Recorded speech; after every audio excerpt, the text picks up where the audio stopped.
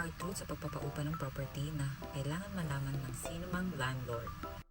Number 1, hindi lahat ng tenant ay responsable.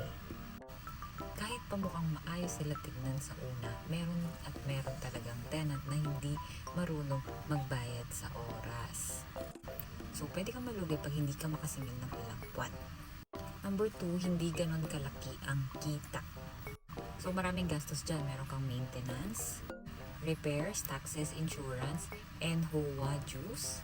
So, for example, meron mga buwan na bakante yung unit. Technically, ikaw lahat yung sasalo nun. Wala ka nang kinikita pero merong gastos pa rin.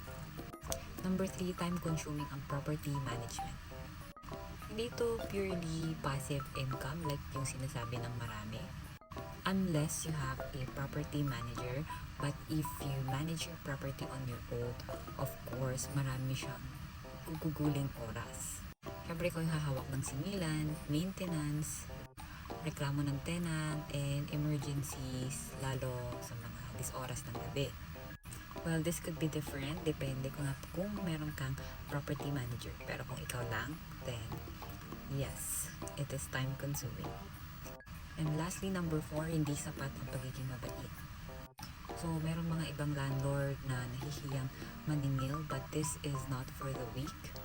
Kailangan mo mag-stand up bilang negosyante and not just someone na madaling mauto sa mga pagpapaawa factor, ganon. Kailangan mas matapang yung personality mo kesa doon sa mga umuupa sa'yo. Kasi kung lagi ka na lang bibigay sa pagpapaawa effect, ikaw yung kawawa in the end.